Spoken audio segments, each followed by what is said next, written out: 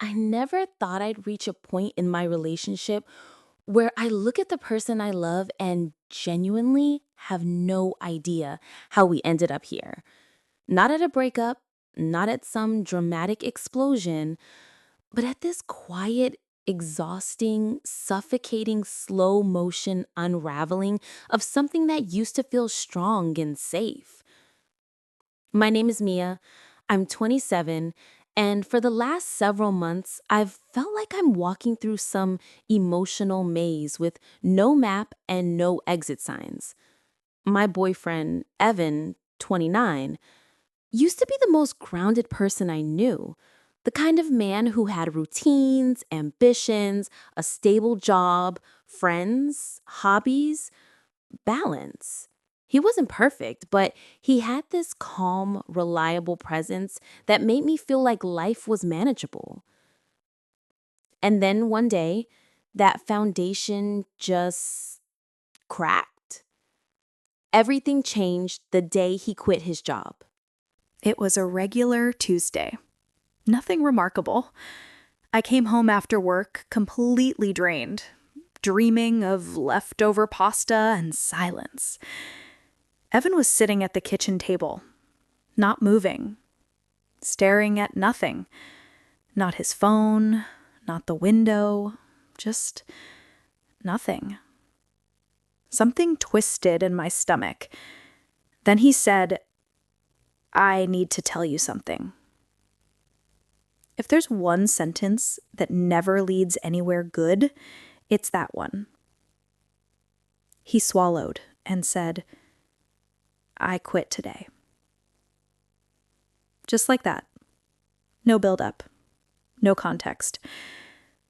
I remember standing there, holding my bag, not knowing what expression to put on my face. I asked him why, and he said he was burnt out, done with the corporate world, needed freedom, wasn't himself anymore. And I tried, really tried, to be supportive. I told myself he must have thought this through, that he must have a plan, that everything would settle eventually. But deep down, something in me tensed.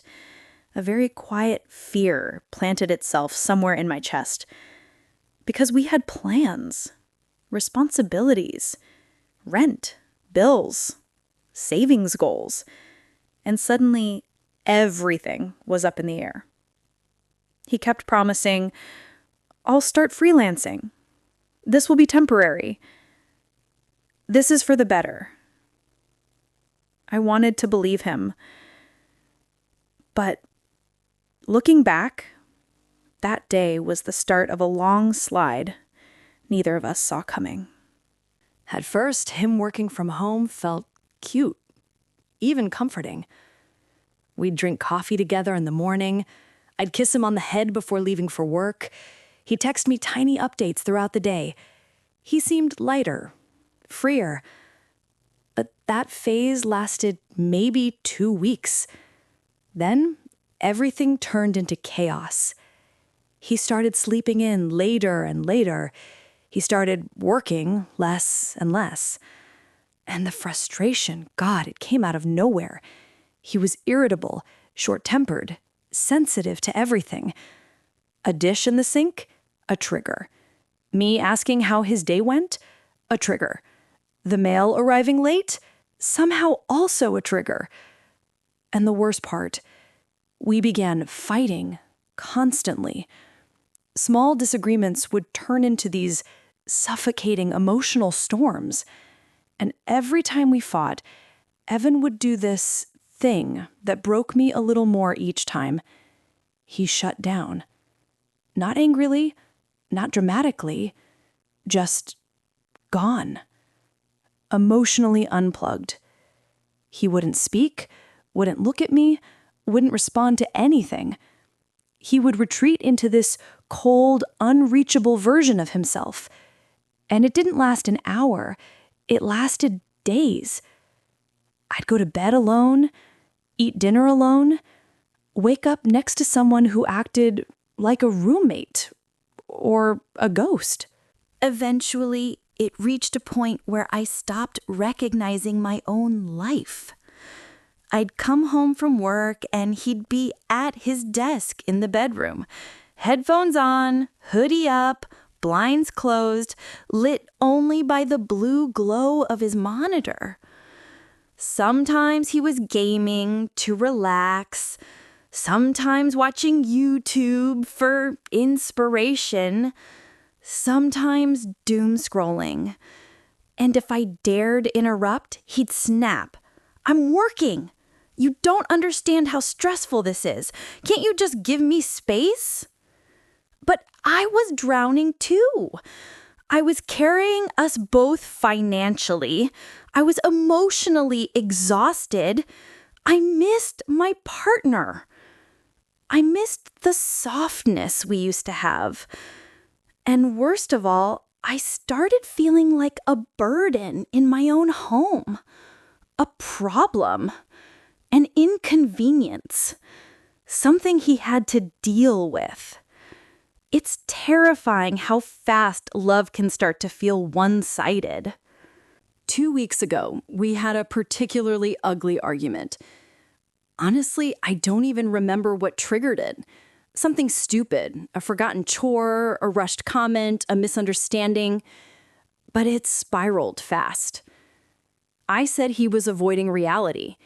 He said I was pressuring him. I said I felt alone. He said he was doing his best. And then, like always, he shut down. But this time was different. He didn't just withdraw. He disappeared inside himself. For 2 days, he didn't speak to me except for robotic responses like, "Okay," or "I'm eating later." He wouldn't sit next to me. He wouldn't look at me. He wouldn't acknowledge I existed beyond necessity. By the 3rd day, something inside me cracked. I stood in the doorway of the bedroom while he sat at his desk staring at his monitor and said, "Evan, if this keeps going the way it's going, we're not going to make it." He finally turned around. For the first time in months, he looked straight at me, and something raw flickered in his eyes. He said quietly, "I don't know what's wrong with me." And just like that, everything softened. His voice shook. "I feel useless. I feel like I'm failing at everything. I feel ashamed you're carrying the weight. I don't know how to get back to who I was." And suddenly, I understood. He wasn't ignoring me because he didn't care. He was ignoring me because he was drowning too, but refused to admit it. That night, we talked for hours about fear, about money, about burnout, about guilt, about how silence is worse than any fight. We made promises. He'd create a work schedule. He'd communicate instead of disappearing.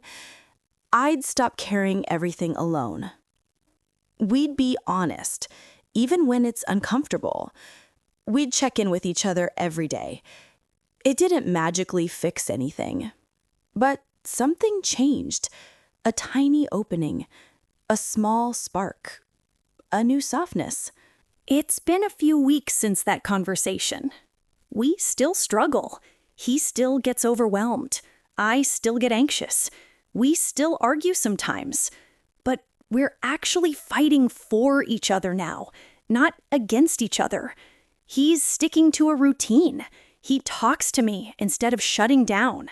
He apologizes when he slips, and I try to do the same. He rests his head on my shoulder some nights and whispers, "I'm scared, but I want to get better. For us." And you know what? That's enough for now. Relationships aren't picture-perfect Instagram reels. They're messy, exhausting, imperfect, human. Sometimes the moment you almost walk away is the moment everything finally starts to change. After that night when he stormed into the office and slammed the door, I honestly expected things to shift. Fights like that don't just dissolve into thin air. They hang in the air like smoke, invisible at times, but suffocating when you walk through it. But the next morning, nothing. He acted like we never argued. No apology, no explanation, no acknowledgement.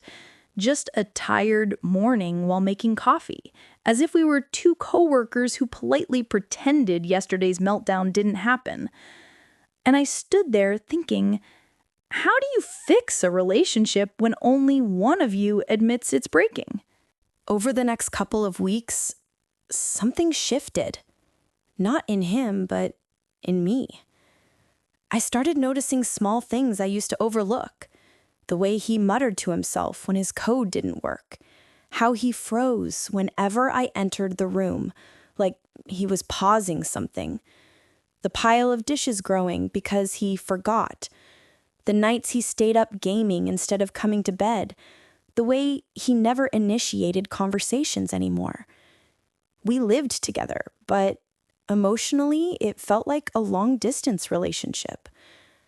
Not once did he ask how my day was. Not once did he check in. Not once did he touch me unless I touched him first. I felt like I was dating a ghost who occasionally borrowed his body. About 2 months in, I got a text from his older sister. "Hey, is he doing okay? He hasn't been returning my calls." That was the moment a cold rush of dread slid down my spine. I called her immediately. Turns out she had no idea he'd quit his job. He never told her. Never told anyone. She said quietly, "He's been different since last year. I thought he was doing better with you." With me. Like it was my responsibility. Like I was holding up his mental health with bare hands. It hurt to realize. I was carrying both of us, and he wasn't even acknowledging it. One night, after yet another silent dinner, I asked him, "Can you tell me what's going on with you? Really?" He shrugged, eyes glued to his laptop. "Nothing." "You quit your job. You barely talk to me. You shut down after every fight. Something is clearly wrong." He finally looked up, and the expression on his face didn't match anger. It was fear. "I don't know what I'm doing. I don't know how to fix any of this, so I pretend everything's fine." And for a moment, I saw it. The boy inside the man I love, terrified of failing, terrified of disappointing me, terrified of facing himself. But then he added, "And sometimes talking to you makes it worse." That sentence stabbed deeper than anything said in our fights. A week later, we had another argument. I don't even remember what started it. Something stupid, something small. But small things explode when everything beneath them is already flammable. He shut down again, went silent, walked away. And I sat alone on the couch, staring at the wall, wondering if the version of him I fell in love with even existed anymore. Around 1 a.m., I quietly packed a bag, toothbrush, charger, sweater. I didn't plan to leave forever, just for a night, just to breathe without suffocating on the weight of his silence. I opened the front door. Then I heard his voice behind me, hoarse, small. "Are you leaving?" I froze. He looked ruined, red eyes, shaking hands, like he hadn't expected me to ever reach that point. "I can't keep begging for you to choose me," I said, tears finally slipping out. "I can't keep feeling like a stranger in my own home." He opened his mouth, then closed it. stepped closer, then stopped halfway as if afraid I'd disappear if he approached too quickly. "I don't want to lose you," he whispered. I broke then, not because of guilt, but because for the first time in months, he sounded honest. We ended up sitting on the floor, back against the couch, lights off, and he told me everything. How quitting his job wasn't impulsive. He'd been terrified for months, waking up with panic attacks, hiding them from me. How working from home made him feel like he had no control over his life or himself.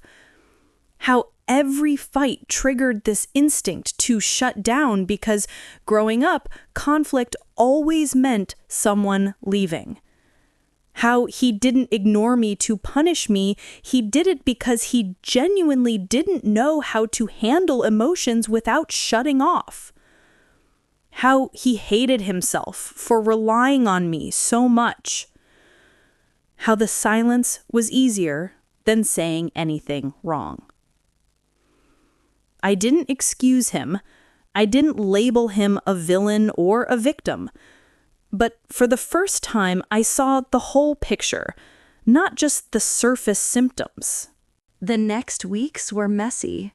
He tried to open up, sometimes clumsily, sometimes inconsistently. I tried to be patient, sometimes failing, sometimes overwhelmed. We argued again, but this time actually talked afterward. He started therapy. I started setting boundaries. He made small efforts, like doing chores without being asked, initiating conversations, taking breaks from work, asking about my day, apologizing when he shut down. They were tiny steps, but they were steps. And yet, some nights he still withdrew. Some days he still acted like a stranger. And I still wondered, is this repairable, or are we just prolonging the slow breakup? We're not healed.